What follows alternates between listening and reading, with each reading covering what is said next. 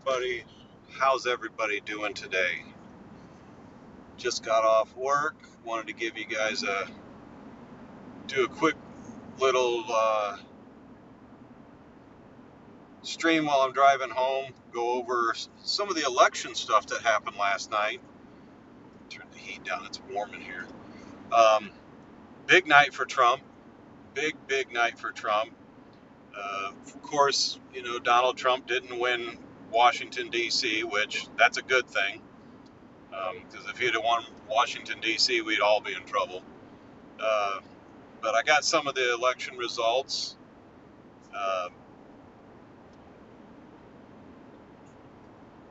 Let some people get in here.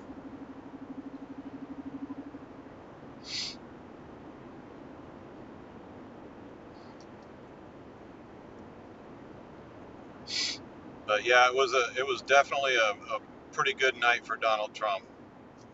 We got some of the numbers. The numbers came out, and they were actually pretty good.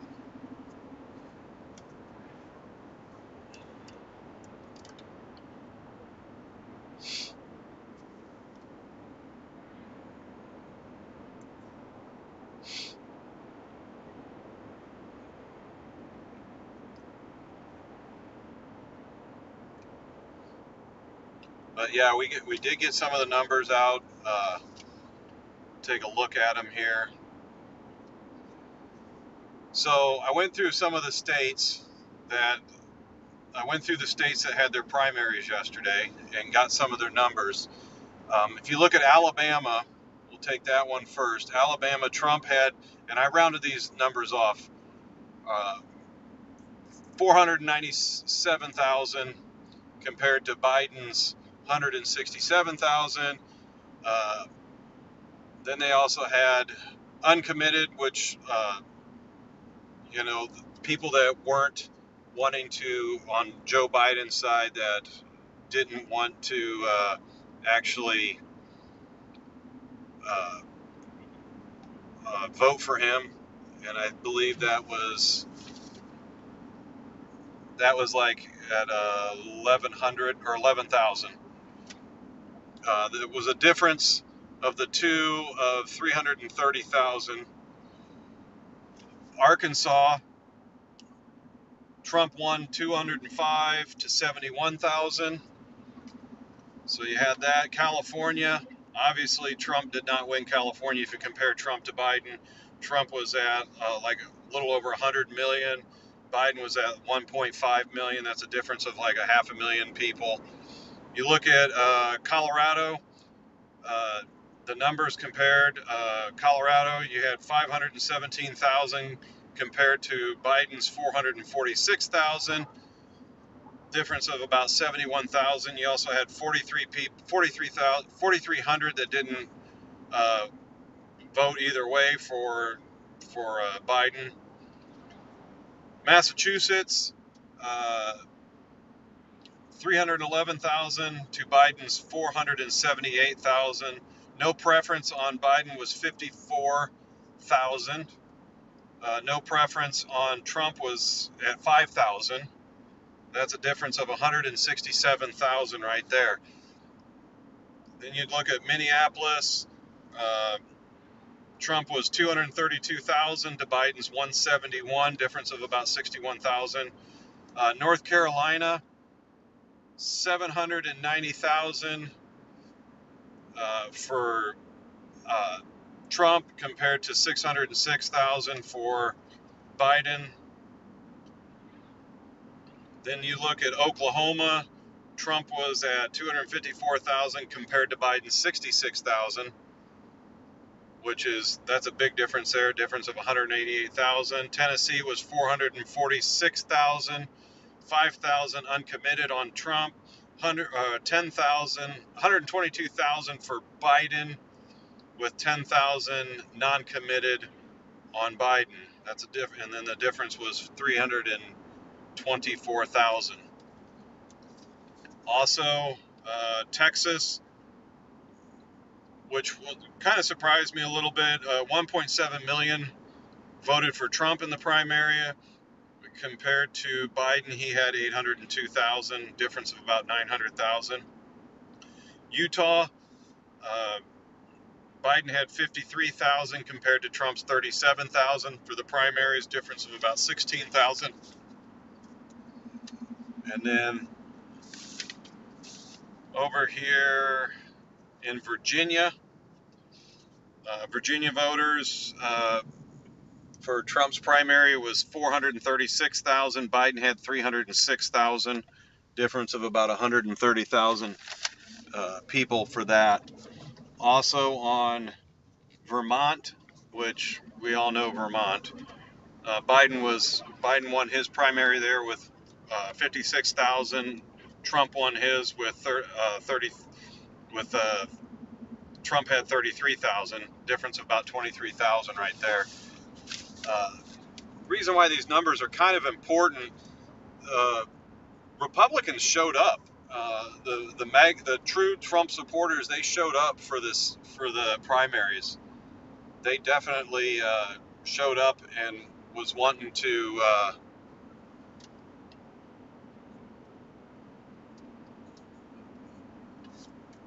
but the numbers speak for themselves. If you look at the numbers that they had, Trump did very well.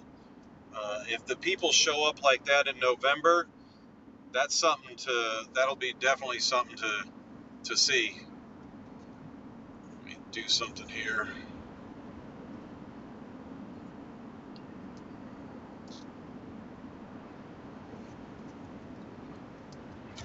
Also, some of these other numbers, and I'd be a little worried if I was Biden right now. If you look at some of these numbers, like the no preference numbers, especially in take for instance Massachusetts, 54,000 people on Biden's primary didn't vote.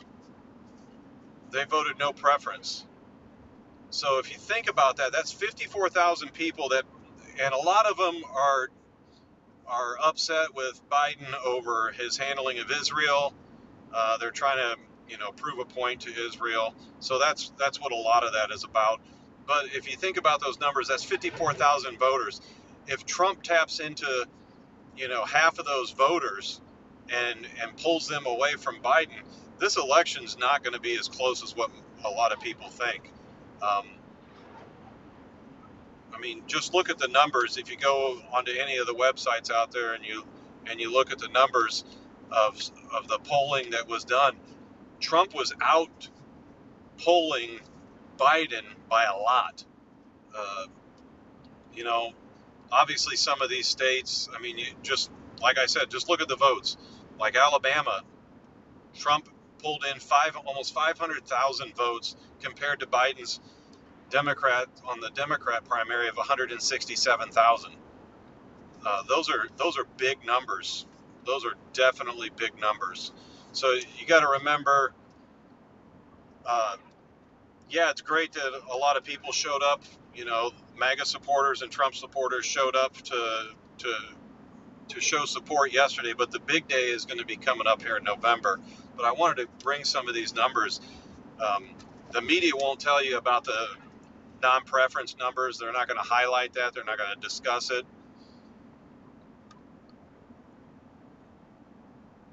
Yep.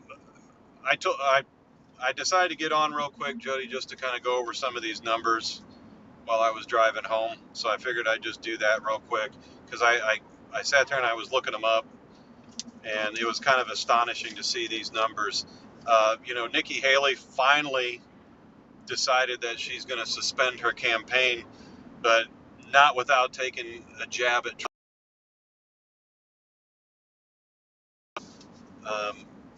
Not sure who that might be.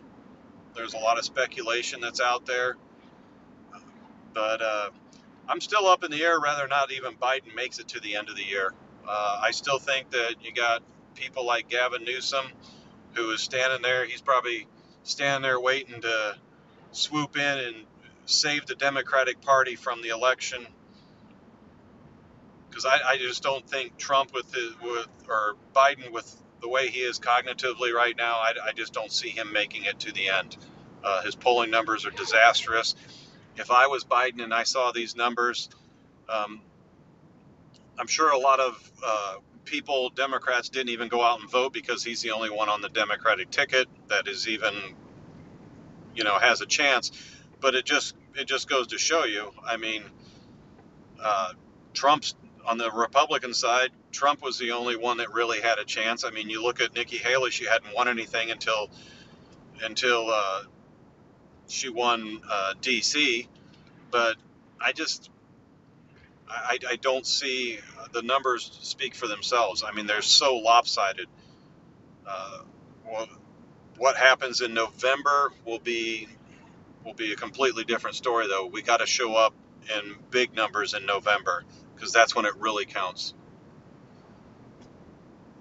Newsom is an atrocity. You're very right, Vaughn. Newsom is an atrocity. I don't understand the people of California how they can stand him. Uh, One of the races in there will be Adam Schiff and Steve Garvey. That's a very close race right now. That'd be awesome to see Steve Garvey take out Adam Schiff. We'll see how that one plays out at the end. But there's a lot of momentum in Steve Garvey right now. A lot of people are voting for him. But I wanted to take a few minutes just to kind of go over that, those numbers right now. It was an interesting night. Uh, I got up this morning to go to work, and I started looking at these numbers, and I'm like, wow. Granted, there are some people that were uncommitted on Trump's side. Massachusetts, I believe there was like 5,000 on Trump's side in Massachusetts. But if you compared that to Biden's side, uh, typically a Democrat, Massachusetts, you're dealing with a lot of Democratic people there. 54,000 though, that's a big number.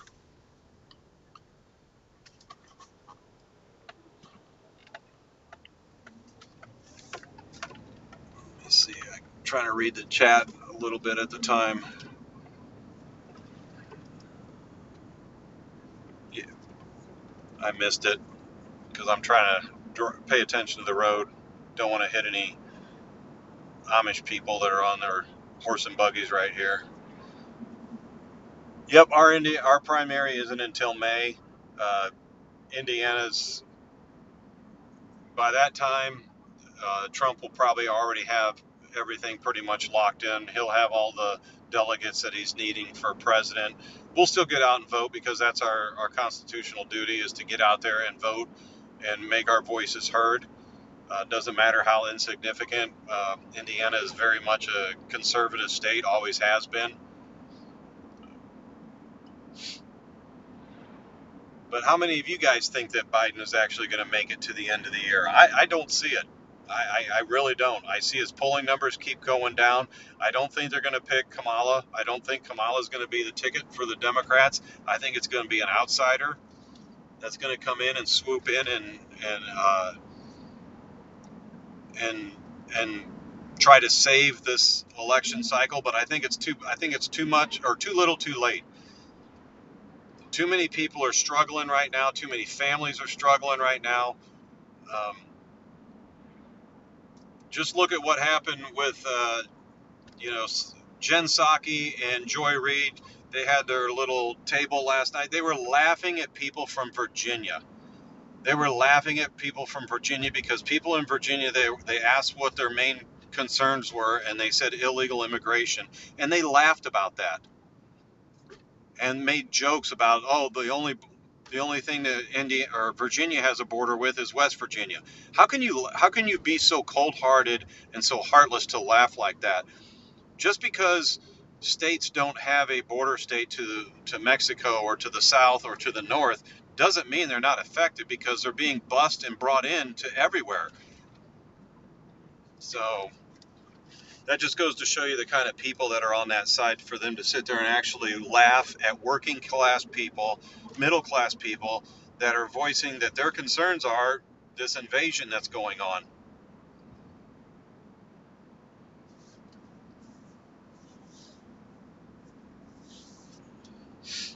But no, today is a little bit of a gloomy day. Got off work early, wanted to do a live, talk about these election results, uh, give you my point of view on it. This channel is a new channel. This channel will be the one that will be used uh, for when we go to the border. As soon as I get the times off from work, when those dates will be, we'll be setting that up. April 23rd that's Pennsylvania's primary, right? I believe that's correct. So yeah, pretty much Pennsylvania will be an interesting state to see. The only after the primaries were pretty much done, I'd like to see him reach out more to the people that are on the fence with him. I think that if he would reach out to those people a little bit, he would gain a lot more of the uncommitted people. I think that you're seeing a large number, a vast majority of the minorities are starting to change from being on the liberal side to the more conservative side, because for so many years they voted for Democrats and the Democrats don't do nothing for them. You only hear about them every 4 years or every 2 years or whenever there's an election. They come in there and they sweet talk them and they promise them the moon, and then as soon as they get their votes and they get voted into office, you never hear from them. They don't do anything for the people.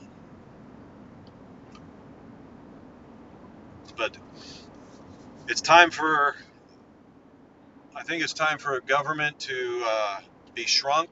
I think we need to limit the size of the government. It's way too big, way too powerful. I think the government needs to be by at least a third. I think we need to balance our budget. I don't know about you guys, but if I have checks and I can't cash a check, I just don't go writing checks because I can, because they bounce. So I think that they definitely need to start balancing this budget. I think we need to reduce the spending. I voted in that has earmarks and pork spending. I think that all has to be uh, that has to be gone. I think we need to quit giving money to other countries. Other countries are going to have to start fending for themselves. We have so many issues going on here in America. Whether it's homeless, drugs, uh, veterans. We need to start taking care of our veterans. We need to take care of our first responders, whether it's police officers and all of them. Because being a police officer now and a fireman now and first responders now is nothing like it was 15 years ago. Uh, you know, you go back 10, 15 years ago, police were respected. They were looked up to. It was a job that a lot of people wanted to go be a police officer. Now people don't even want to be a police officer because they don't get the backing from their own local governments to be a police officer. They're treated more as criminals than the criminals are.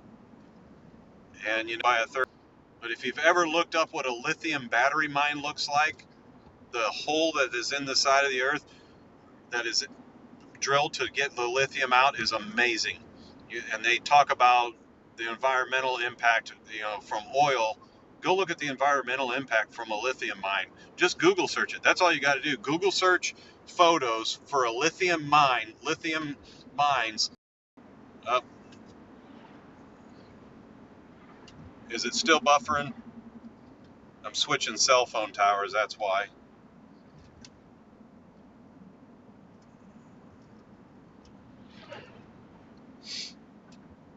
When I get around the corner here, it'll stop.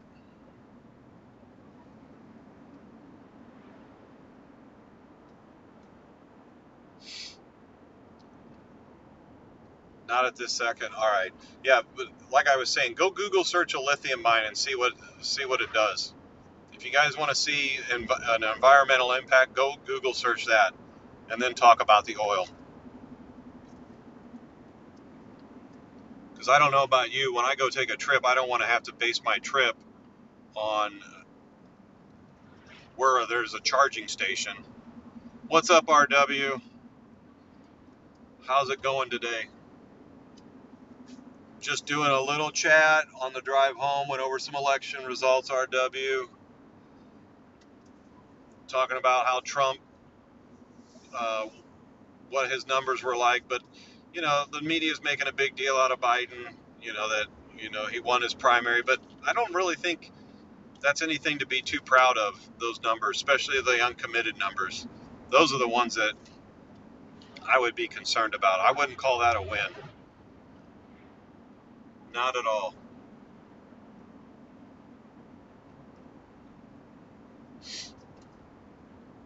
But yeah, I just wanted to get on here, talk about that.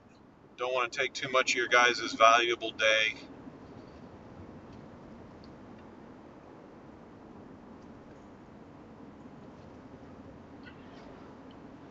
Kind of a nasty day out today. It got cold again.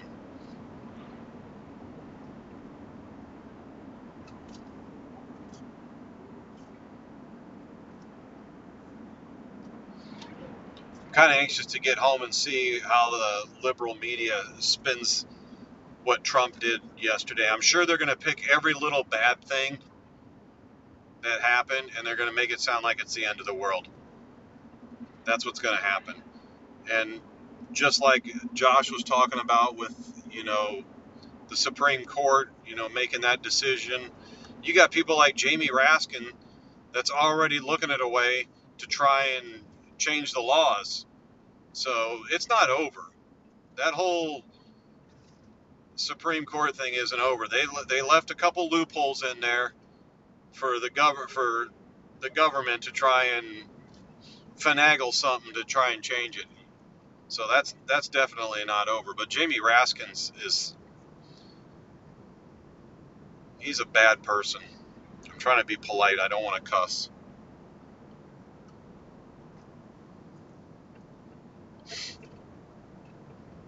But I think the bigger court case that we need to worry about is the presidential immunity court case. That's the one that I think is the one that everybody needs to focus on. They need to focus on this one coming up. The whole Fannie Willis thing, that thing's imploding like crazy. I mean, that court thing there, I don't know how a judge can even allow that one to go on after all of the corruption that's been going on that. I mean, that thing is just horrible. She's a horrible person.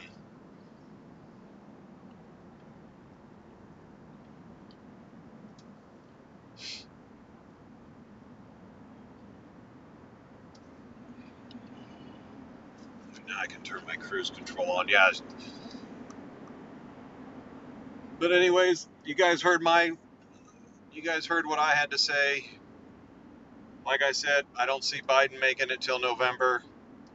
I think he'll drop out, and his excuse will be he's pulling his nomination for presidency out because he wants to save the Democratic Party and he wants to save the world and save democracy.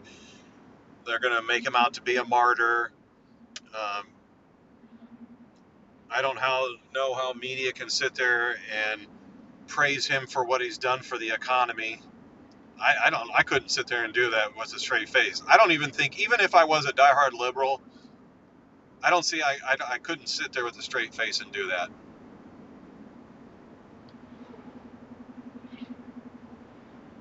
It's actually very sad what they're doing to Biden. There's something there. There really is. And everybody sees it. And the White House and all of the people there that cover up for him, every other president has taken a cognitive test. Every president. Trump did it, took a cognitive test, passed it. All the presidents have done it. Biden hasn't done it. Didn't do it when he got voted in. Didn't do it now. I mean, there's a lot of things that Biden didn't do, like go to East Palestine, Ohio, Palestine. You never saw him go there and the only reason he went there was for a photo op. Don't know if it's true, but I heard that he actually spent only like 6 minutes there visiting the crash site. 6 minutes. If that's true, that's all them people are worth to you is 6 minutes. You're the president of the United States. You don't have a very busy schedule, and all those people are worth is 6 minutes of your time. And he probably, I don't even know what the numbers were on how long he spent down at the border. He probably didn't spend too much time there. But you got people that are dealing in Ohio that dealt from the train derailment, and even people east of that, where the fumes have garnered into like Pennsylvania and stuff like that. The effects from this will be the government hasn't come in yet and taken over East Palestine and moved everybody out and condemned that area as a disaster zone. They've done it in other places, but there's people that are going to be dealing with fallout consequences from that train derailment for many, many years. Young children, especially, you know, they may seem like they're fine now, but who knows what happens when they end up, getting married or something like that, and they start having kids, and there's an increase in birth defects.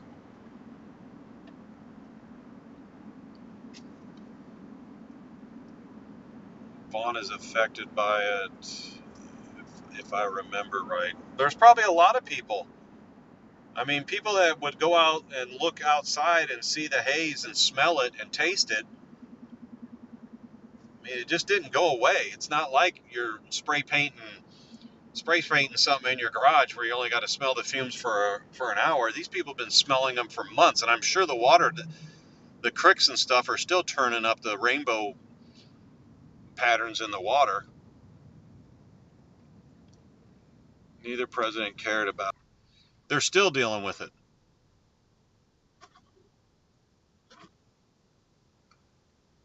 Matt, LOL, on the wrong side of the track and road. I'm at a four-way stop, so I can actually read some of this stuff. Yeah, Flint is.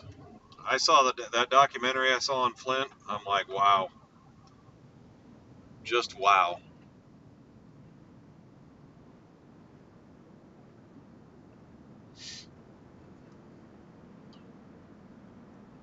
Is RW causing troubles, Jody? Do we need to time him out? I wouldn't do that to you, RW. I wouldn't time you out. You're my hombre.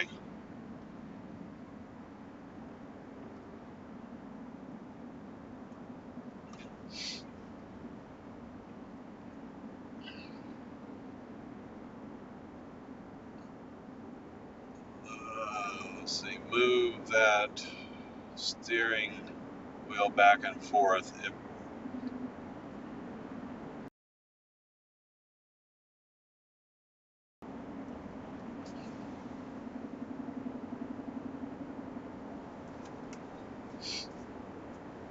But no, it's. I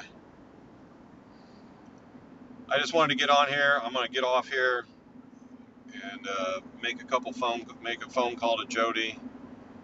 And no, RW, I'm not gonna time you out. You know that.